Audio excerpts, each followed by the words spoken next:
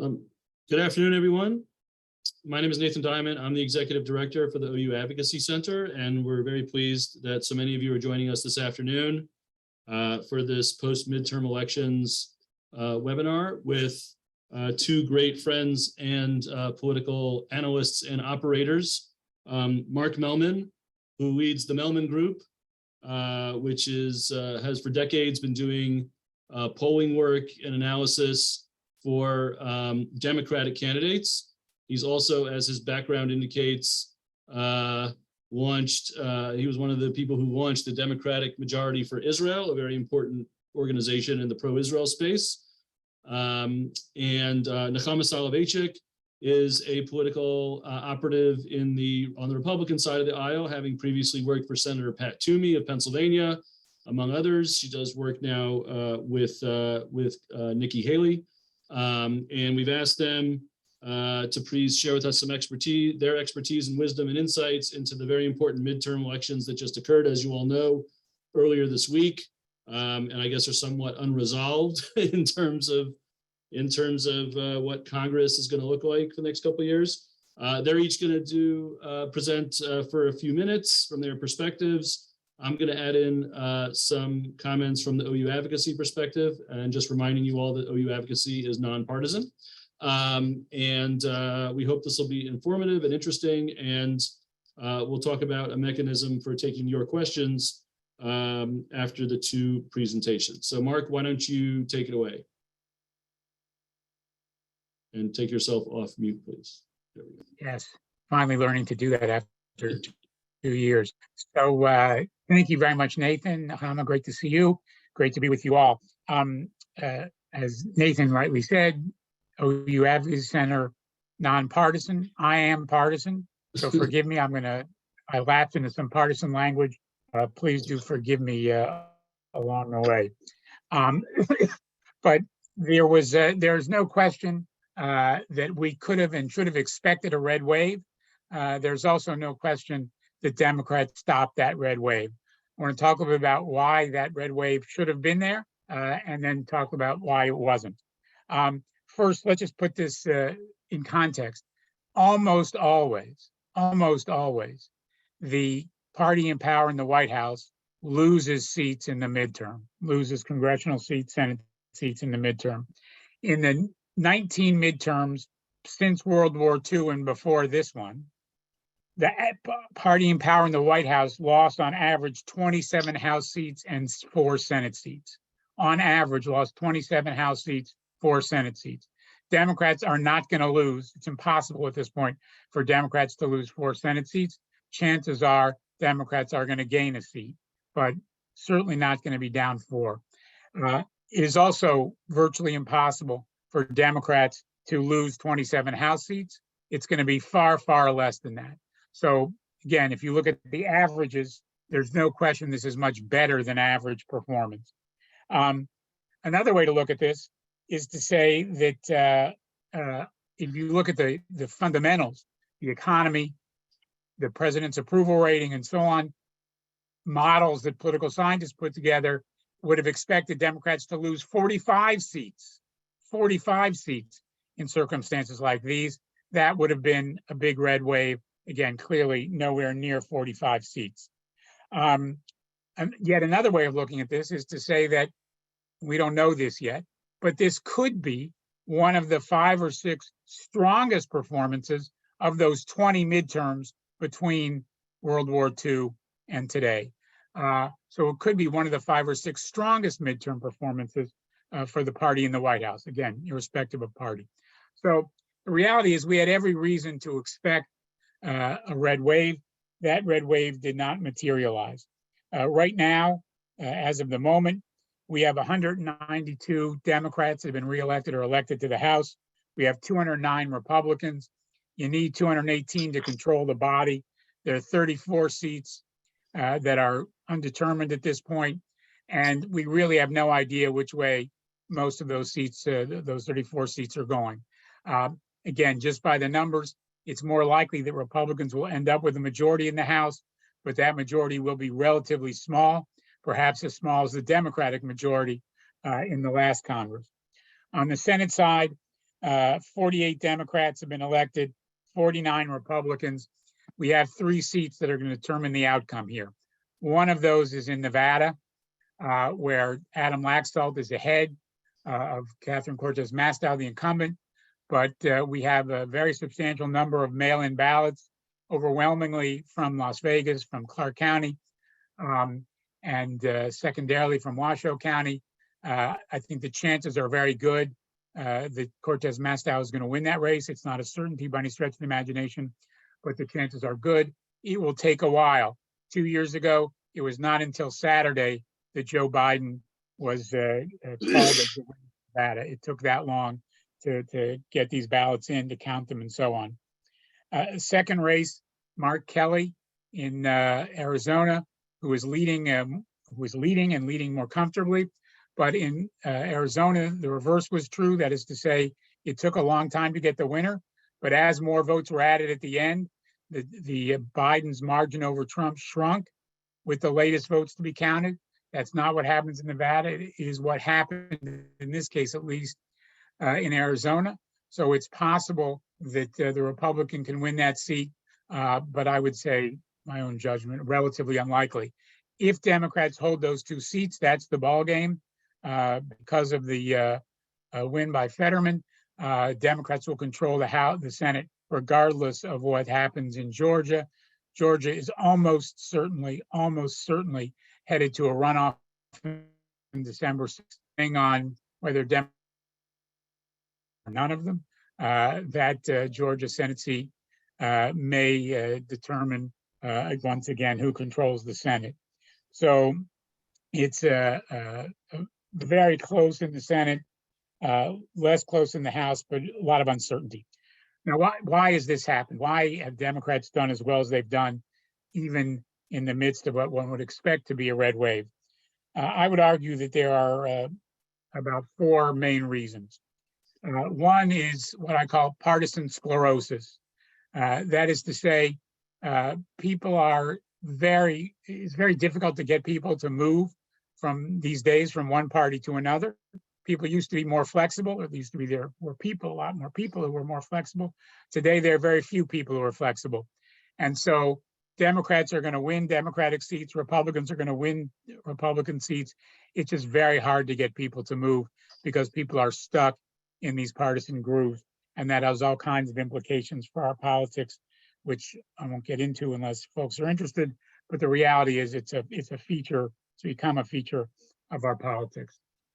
The second major factor is the Supreme Court decision in the Dobbs case overturning Roe versus Wade.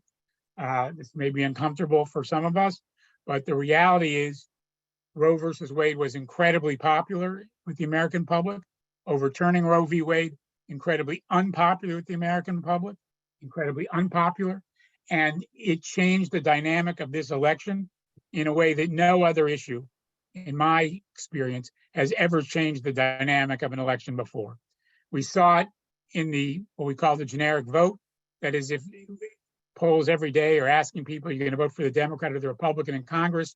And if you look at what happened after the Dobbs decision was issued, within a couple of days, we had a Republican lead in that generic vote. Within a couple of days of the Dobbs decision, that started moving towards a Democratic lead.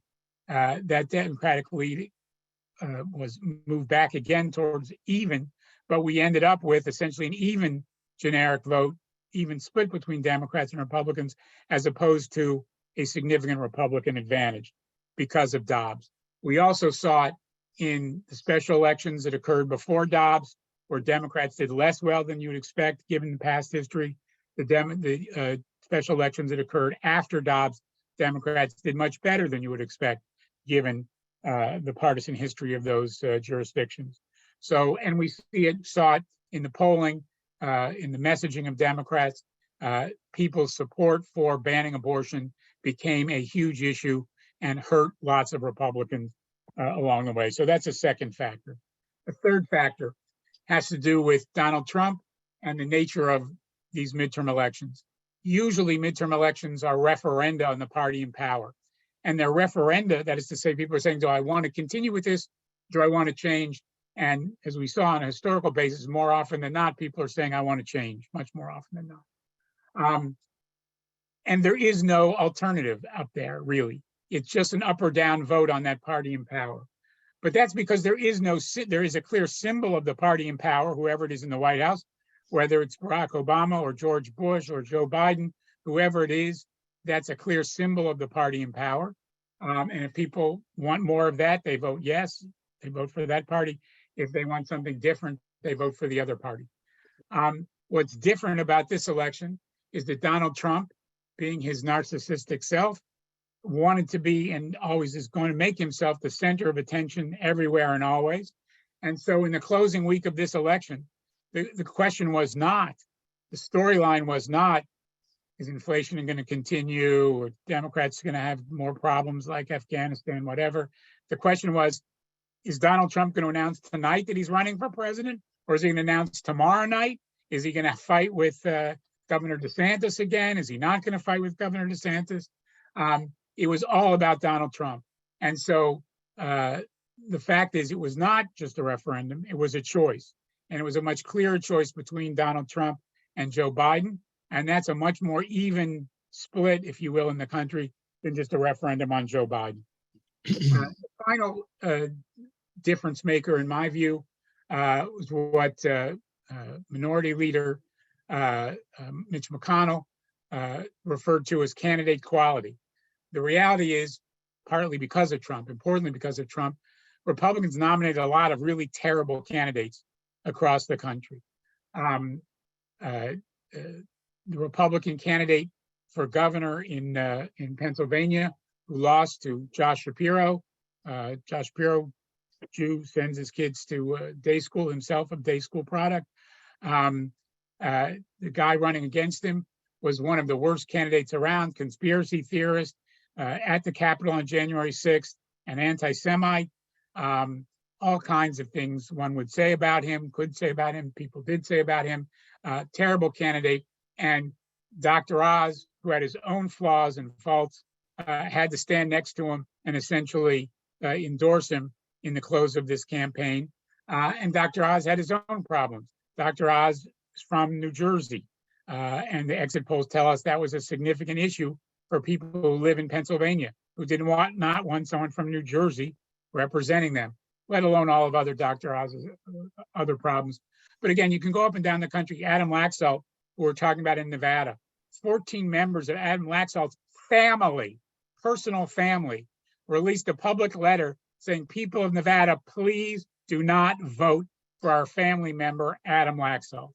Okay. Not many families have that happen. There is one other, Paul Gosar, a crazy Republican from Texas, but he's the only other person I know of in history who has had a significant numbers of his family put out a public letter saying, don't vote for me. By the way, Adam Laxalt came out years ago, but his law firm did a review of his performance as a lawyer and said he was not capable of performing the minimal expectations of a lawyer at a law firm. He went on to become Attorney General of Nevada. One has to ask why, but again, it's just indicative of the low candidate quality that we had among some, not all to be sure, but among some of these Republican candidates. So let me close with just a thought on the impact on the Jewish community and on the pro-Israel community, a side I know better. There is no question that we have had a problem, particularly in the Democratic Party, though it is not confined to the Democratic Party, on Israel. We would not exist, Democratic Majority for Israel would not exist if we didn't see there was a problem. Our view is it's a relatively small problem, and we need to keep it from growing. We've been, I think, successful in that. We and others were active in the primary process, trying to prevent anti-Israel candidates from winning Democratic primaries. 84% of our endorsed candidates won in their primaries. We were very pleased about that. There are some people that we opposed, supported that didn't win, people we opposed that did get through. We are going to see a few more anti-Israel candidates in this, anti-Israel members of Congress in this Congress. We're also going to see, we're not going to see some people who aren't there. We did an independent expenditure to stop Marie Newman. Marie Newman was one of 8 Democrats, only 8 Democrats, who voted against funding Iron Dome. She was one who voted against every single piece of pro-Israel legislation, signed every piece of anti-Israel legislation. We went in and spent 6 figures, almost 7 figures, to defeat her in that race, and we were successful. She's gone. She won't be back in the Congress. So there were going to be a few more, on the one hand, a few less of these anti-Israel folks on the other hand, but we sent a signal that's a very, very important signal with victories like Chantel Brown over Nina Turner, with other victories that we've won, like against Marie Newman. We had a number of candidates who called us and basically said, I want to get right by you. Some of these are people who really did not, and I'm only going to mention the ones that are about whom this is public information, but a guy named Greg Kazar in Texas, who is a candidate of Democratic Socialists of America. DSA is a very, very anti-Israel organization. He was endorsed by them. He was a leader of the organization. He called us and said, look, I want to get right by you. How do I do that? We said very clearly, it's going to cost you the DSA endorsement. He said, I understand that, and I'm willing to do it. Educate me, get me in a better place. He's not in a good place, but he was in a much better place, and that's great. Maxwell Frost, who some of you may have seen on television, the first Gen Z member of Congress, we actually endorsed his opponent in the primary. He called us and said, look, I know I said some problematic things in the past. I really don't know about this issue. Educate me. And I will tell you, as one of the strongest pro-Israel papers of anybody that we got. Finally, Senator-elect John Fetterman, we called and said, who was seen as a sort of far lefty progressive. He's not really, but that's how he was seen. We called him and said, we'd like to see your Israel position paper. He said, you know what? I don't have one. I'd like you to help me write one. And we did. And we went over it with him. And again, an extremely strong pro-Israel position paper from John Fetterman. So the message is out to Democrats that if you want to, being pro-Israel is not just good policy, it's also smart politics.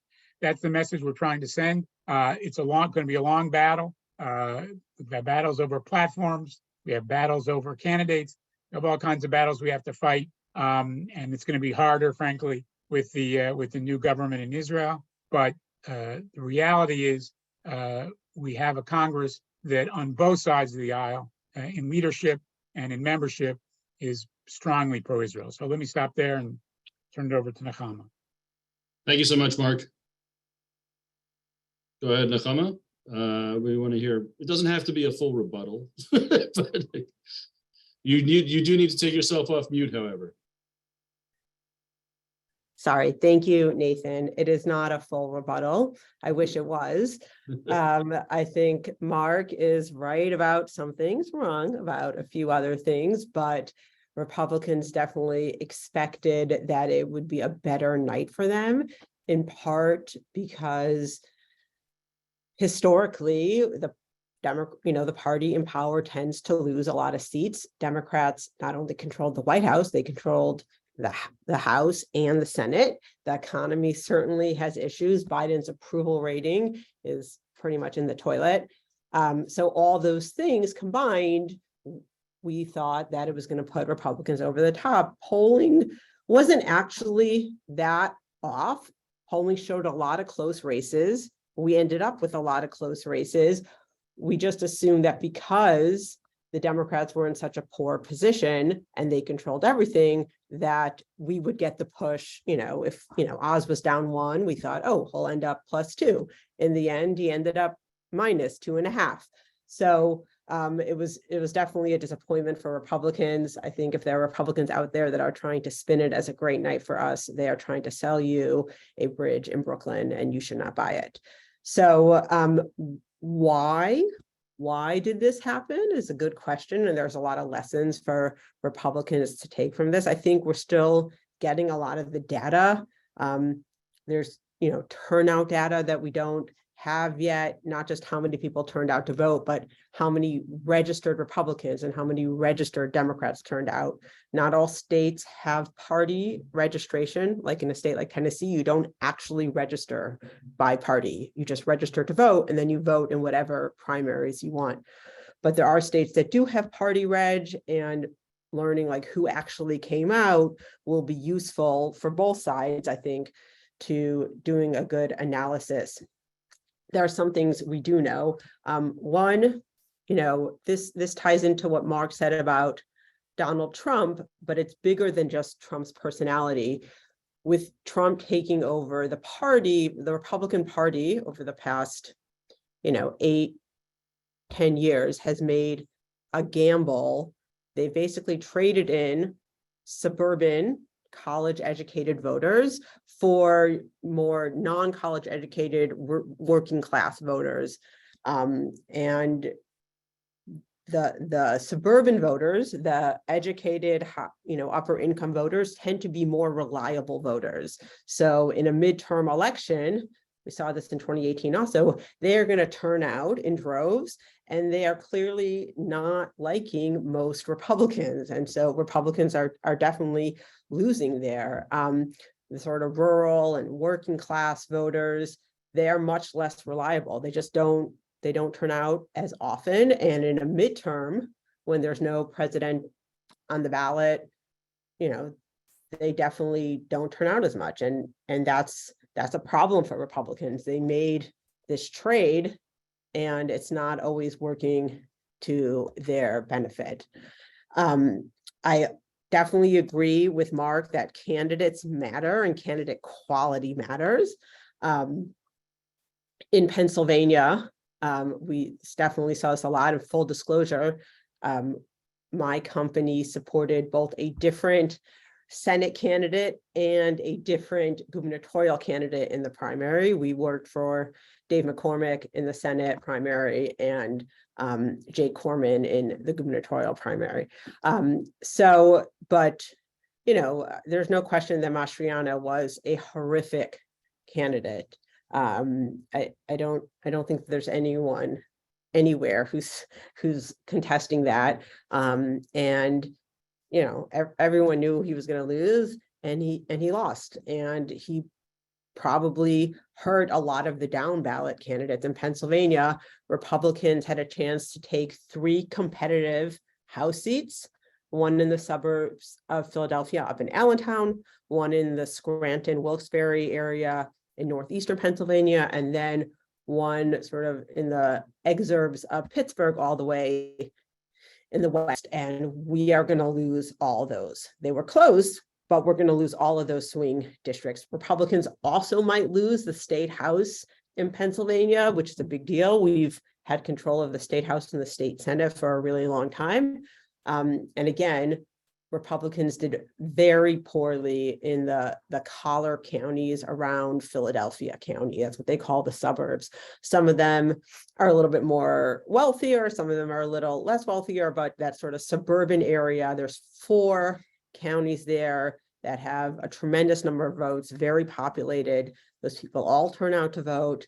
And we Republicans, Dr. Oz lost all 4 of them, I believe.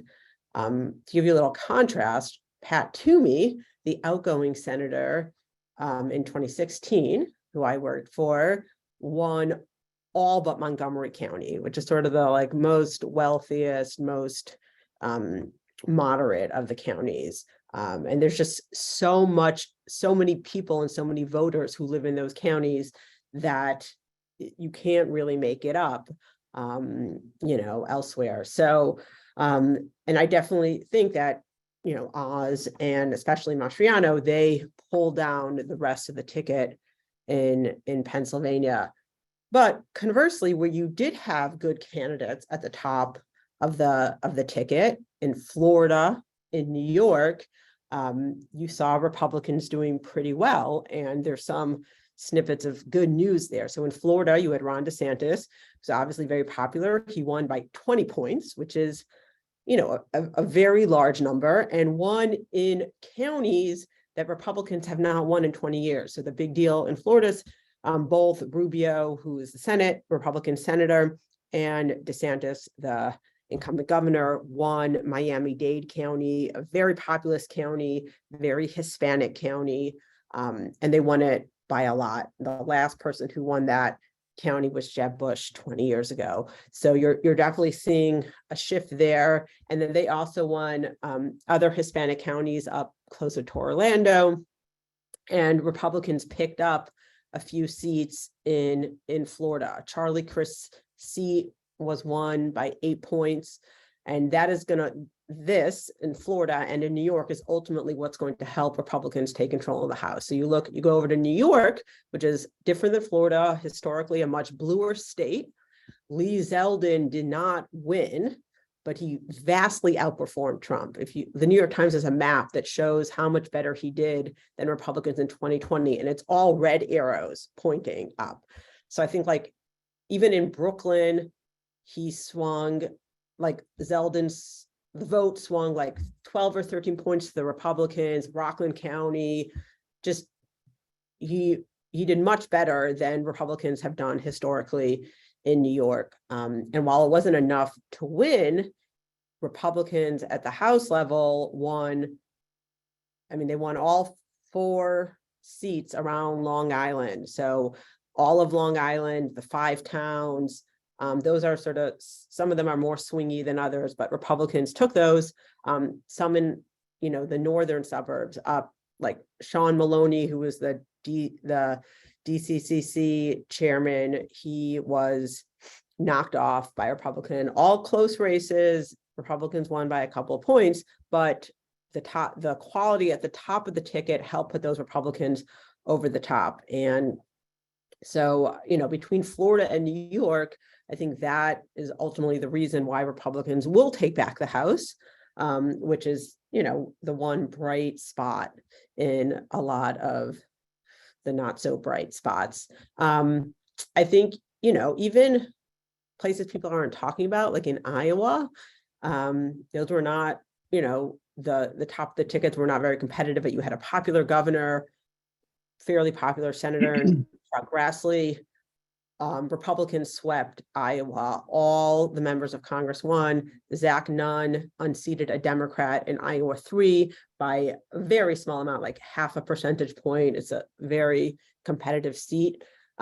He did not suffer from some of the issues that Republicans suffered from in, say, Pennsylvania. And even the attorney general, we had a Republican attorney general candidate who unseated the Democrat incumbent. So no one's really talking about Iowa, but Republicans did pretty well there. And again, you had competent, popular incumbents running, and they did well. I disagree with Mark about Adam Laxalt. I think Adam is actually one of the better candidates that Republicans had. He's a veteran, popular attorney general. Nevada's always been a tough state, always been a swing state. Republicans are doing much better with Hispanics in Nevada than they have previously. I don't think it matters that 14 members of his family came out against him. I'm pretty sure that Gavin Newsom's parents are Ron DeSantis donors down in Florida, so you can add that to your list. But that's going to be a close race. I agree with you that you probably won't be able to pull it off, that the incumbent Democrat senator will probably come out ahead because of where the votes are, but it will be close.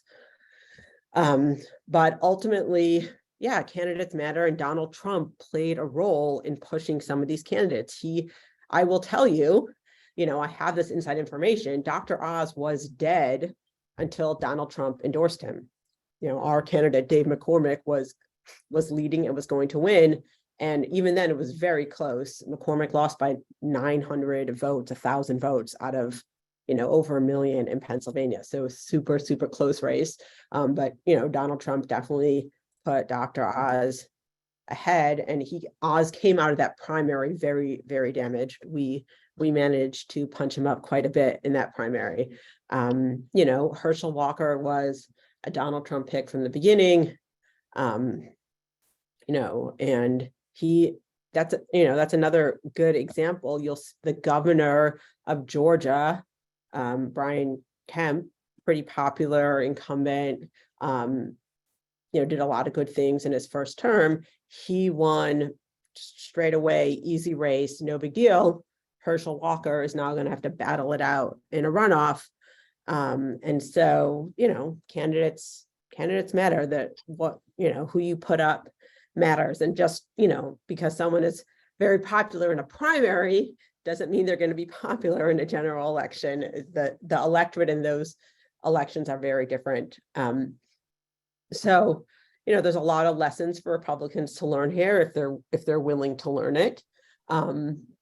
In terms of the Jewish community, I do like seeing the Democrats play in primaries. Mark, if you want to try taking out Summer Lee in 2 years, then we should totally join up. I'm all for that.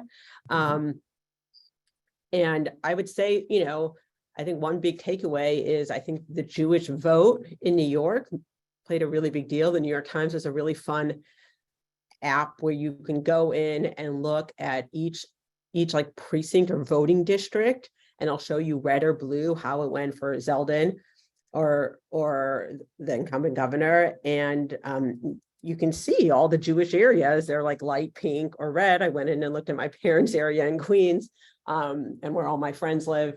So, the Orthodox Jewish areas. Yes, not the Upper West Side. Not the Upper West Side or East Side. Yeah. But there are 4 or 5 congressional seats, maybe 6, that I think were swung by the Orthodox Jewish vote, and they were energized by issues that they care about, anti-Semitism, controls of their schools, I think, and Zeldin was able to capitalize that and create energy. And Jews, not unlike sort of educated suburban voters, they turn out in large numbers. So that is also pretty beneficial. And, in part, they're to thank, Republicans should thank them for control of the House. There's obviously other districts, but yeah. I want to give people a chance to ask questions. Yeah, we like people to ask questions. You can enter them into the chat, and I'll pick them up there. While people are doing that, let me just briefly turn to Mark. A lot of the general talk has been about, well, what lessons do Republicans need to learn here? They didn't get their red wave, and they had candidate quality issues, and so on and so forth. Do folks on the Democratic side feel like that they have some lessons to learn, particularly with regard to the 2 things that Nachama highlighted, right? They lost Florida in a big way. People saying Florida's not even a purple state anymore. It's solidly Republican because they lost the Latino vote, so dramatically, and lost Miami-Dade County. But also what happened in New York, right? And when I grew up on Long Island, it was all Republican. That's where Al D'Amato came from, and it was a Republican machine. The Democrats over, the past couple of decades were able to win almost all of those seats. Now they've lost them. And yes, you had Zeldin running a strong race at the top. And this also ties into the Israel related issues, I think, as well, particularly in a place like New York. Are Democrats going to feel like, we need to be nominating moderate, not extreme left squad like progressive candidates in order to remain competitive going forward? So look, I think we can say this. That is the overwhelming feeling of most Democrats. It was before this election. It is after this election. There are people who disagree, and those are people on the far left. And oddly enough, their view is we don't have enough far left candidates, and we're not delivering enough on the far left platform. And if only we had more far left candidates and delivered more on the far left platform, we'd be much better off. So look, this is an argument that's going on in the party. It's been going on for a number of years. I think the data is very clear on this, which is to say, Joe Biden did better than AOC and AOC's district. Joe Biden did better than Rashida Tlaib and Rashida Tlaib's district. Joe Biden did better than Cori Bush and Cori Bush's district. I mean, the reality is that these people are not necessarily the strongest candidates, even in their own places, but they are able to win in solid left places, in solidly dark blue far left places. And it's also true that we can stop that. And so that's what we did it's very hard to do that once people win, once they're in office. That's why it was so important for us to stop Nina Turner, who was the chairman of Bernie Sanders' political operation for many years, a strong anti-Israel candidate. And we spent millions of dollars helping a relatively unknown person, Chantel Brown, defeat Nina Turner and then stay in the power after Nina Turner came back at her in this most recent primary. So important to be engaged in these races. But this is a lesson for Democrats. Most Democrats already learned the lesson. I hope more do, but it's a lesson we have to keep teaching them. And do you think, whether the Republicans control the House by 1 seat, 10 seats, or 20 seats, right? If they're in the majority, they're going to be holding the chairs and the gavels of all the various committees. With regard to the pro-Israel agenda and other things that the Jewish community cares about, combating anti-Semitism, do you think that the Democrats, the ones you all worked with, or ones that have been in for a while, will be prepared to join with Republicans, as they try to move pro-Israel measures and other things through their committees? Or is it going to be, we have the next election coming up and it's going to be sort of trench warfare? So look, I think there's no question that if the Republicans want to cooperate on a number of those Israel anti-Semitism agendas, there's no question that there's cooperation available. But look, and here there may be some partisan difference, but for example, you go back, there was a bill, pro-Israel bill, that at the last minute, they had an anti-BDS provision in it that was very clear. The Democrats were ready to support. McConnell substituted a different anti-BDS plank in that bill that Democrats were not willing to support for reasons that had nothing to do with Israel per se, but had to do with free speech and so on and so forth. And so if the Republicans are going to play partisan games, then to try and trap Democrats or try and make life difficult for Democrats, that's not going to be well received, and those measures aren't going to be moved. But there's a lot of things that aren't going to move with Democratic support. But there are a lot of things that Democrats can move with Republicans on. But I'll say one other thing: the margin does matter here for the Republicans. It mattered for the Democrats. Look, we had to take the Iron Dome funding out of a bill because we had 4 people objecting to it, and those 4 people were enough to swing the vote on the whole overall measure. And the Republicans have these people on their own side. There's people like Tom Massey, who was an inveterate anti-Israel House member. He said he wants there to be a 1-seat margin so he can decide everything the way Joe Manchin decides everything in the Senate. He literally said that. We have Republicans here who sort of rather play games than get things done. That's a problem. Okay, and let me turn a question to Nachama that came in over the chat about, you could sort of draw a Venn diagram in the Republican candidate world, and you'd find some overlap, I would say, between some of their candidates who were election deniers. They would also be found to be, anti-Semitic or anti-Semitic adjacent. How do you see going forward the Republican camp dealing with that? And trying to rid the party of that kind of very toxic and harmful strain? Yeah. Well, I would say both parties have what I call the loony caucus. Unfortunately, I guess the good news is one of our Republican loons will probably lose, Lauren Boebert in Colorado 3 will probably lose. I don't even know where she is in the sort of anti-Semitism adjacent spectrum. I just know that she's a little, She's talked about that it's important to do things to make sure America remains a Christian nation. So, right. So she, for all I know, she may be super pro-Israel, but adjacent to this like Christian nationalism stupidity. But she lost. Now her district looks nothing like Marjorie Taylor Greene's district. The lesson here is like, if you are in a pinkish district, there's less leeway for being a nut. Someone like MTG, Marjorie Taylor Greene, she's in a super red district. She's super popular. And so there's a lot of leeway for being a nut. I mean, I would love to take her out in a primary. Someone tried, I believe, but she's very popular in her district.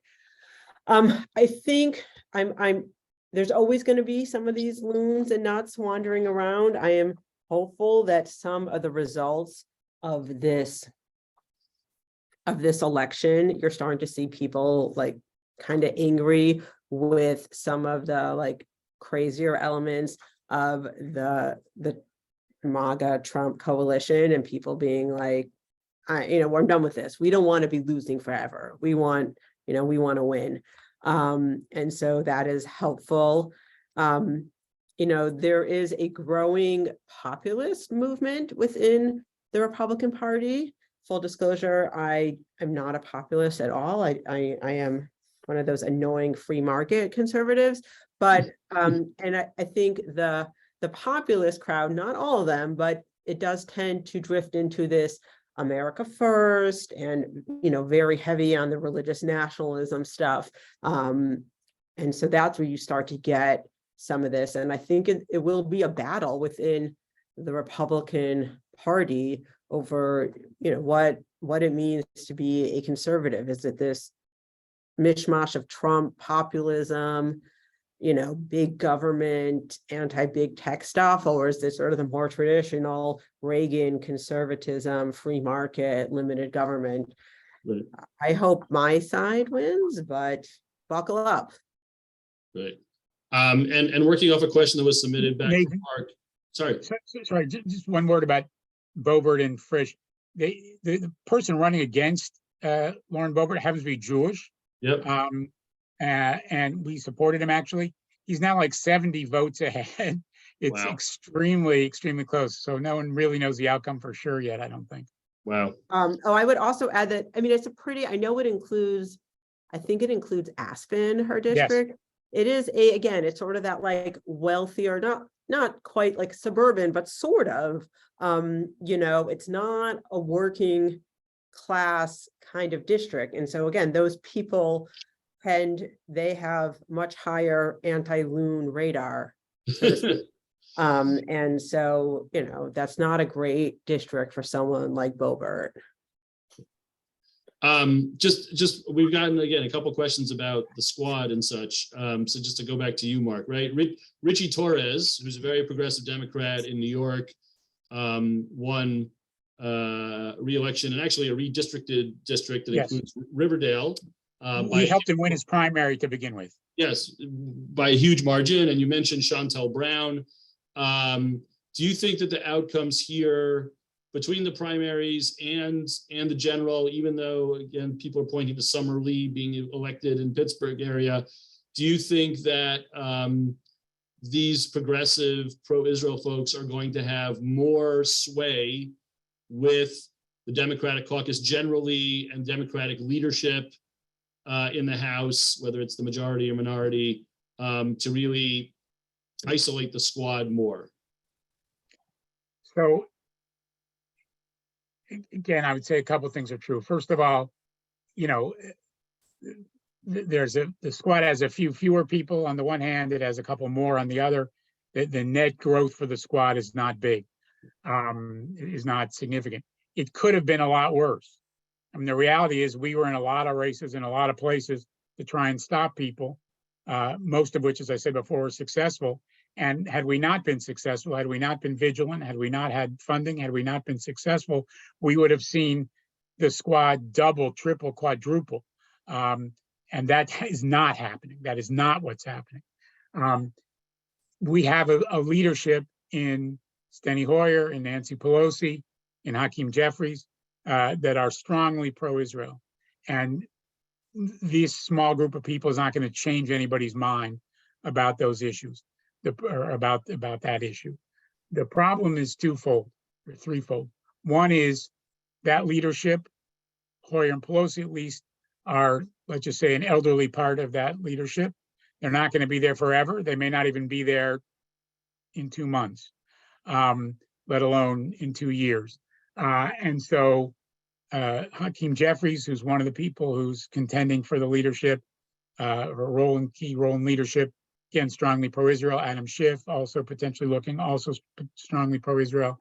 But there are others who are less so, and others less so who may be in other kinds of leadership positions. I will say we're off the record here, right? Okay, well, let me not say that. We're going to send this out to the OU, Shabbat Shalom list. So, okay. So let me not say that. But Mark, don't worry. Jews are very discreet. yes, I'm sure of that. But just say whatever you're going to say. You'll tell me afterwards, and I'll tell people at Kiddush on Shabbos. Okay. Anyway, I mean, the bottom line here is that the squad is a small proportion, but in a closely divided Congress with small numbers of people can make a big difference. And that's why these people were able to, not just on legislation affecting Israel, but on other legislation as well, able to stop and gum up the works on the infrastructure bill, lots of other things, just with 4 or 5 people. So that's likely to be true on both sides. And so this time, so it's a complicated issue. Nobody's going to try and isolate them. Nobody's going to say, we don't want you as part of our caucus. We're throwing you 4, 5, 6 people out of our caucus. That is not going to happen. But on the other hand, there are 8 Democrats that voted against funding Iron Dome. 8, that's it. No more. These are not influential people. You look at vote after vote on foreign policy, when there's 1 or 2 or 3 or 4 people voting alone, it's those members of the squad, and they're voting alone because they weren't able to convince anyone else to be with them on a whole variety of issues.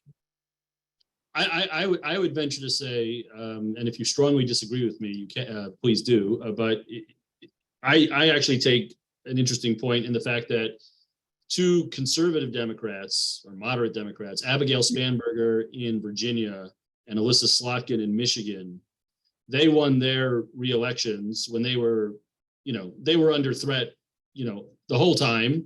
Their margin, those are districts that Democrats should not be holding.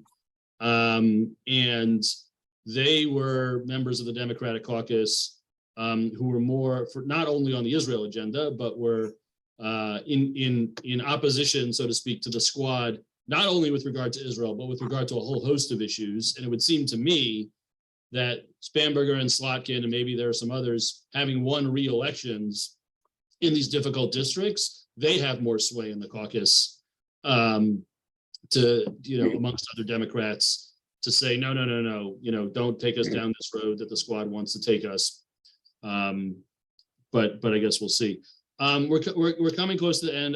Let me just double check on other questions. There seem to be a lot of people focused on Summerlee in Pittsburgh, but we covered that, and maybe contact Nachama because her firm is a Pennsylvania-based firm. I do want to share with folks who are on the Zoom, what we're looking at from the OU advocacy perspective, not only with regard to Israel, which we've talked about a lot, but I think that a number of issues that our community is focused on and the OU is focused on behalf of the community, with regard to education and resources for non-public schools in general and Jewish schools in particular, with regard to religious liberty issues, with regard to combating anti-Semitism, a House of Representatives in which Republicans are holding the gavel are going to provide us some new opportunities for committee hearings to be held. For example, we're already been speaking to some likely committee chairs on doing some hearings about anti-Semitism on college campuses, which is not to say that Democrats might not, might clash with doing that, but I think a Republican chair it might be more ready to convene a hearing on that, and shine a spotlight on some bad things that are going on college campuses that will be helpful for our community. On the religious liberty agenda, those of us that are concerned about legislation or regulations that could negatively impact traditional religious institutions are not going to be reported out by committees that are controlled by Republicans these days, in the next Congress. But I also think that because we work in the bipartisan space, the nonpartisan space, we're going to be able to navigate with slimmer majorities in the House. And also, if we end up in a situation in which the Senate remains under the control of the Democrats, and Chuck Schumer's majority leader, even if the Republicans are running the House, that's still, we have a lot of things that are common ground issues, like combating anti-Semitism, like robust funding for nonprofit security grants, and other measures that, I would say certainly OU Advocacy is cautiously optimistic that we're going to be able to do some things even in a divided Congress. So we appreciate you all tuning in for this informative Zoom meeting with Mark and Nachama, and we will keep you informed through our newsletters and other channels of communication, how things are developing in the new Congress. For those of you, if any of you are tuning in from the communities in Atlanta or Savannah, I'll express my sympathy that you're going to have to endure a few more weeks of nonstop television and radio advertisements if you all are going to be the decisive vote for control of the Senate. But we would encourage you to be engaged and make sure that issues of concern to the community with regard to Israel and other issues are appropriately addressed if there is indeed a decisive runoff campaign that's going to occur. So thank you again to Mark and Nachama for your insights and your wisdom, and thank you all for joining us. Have a good day.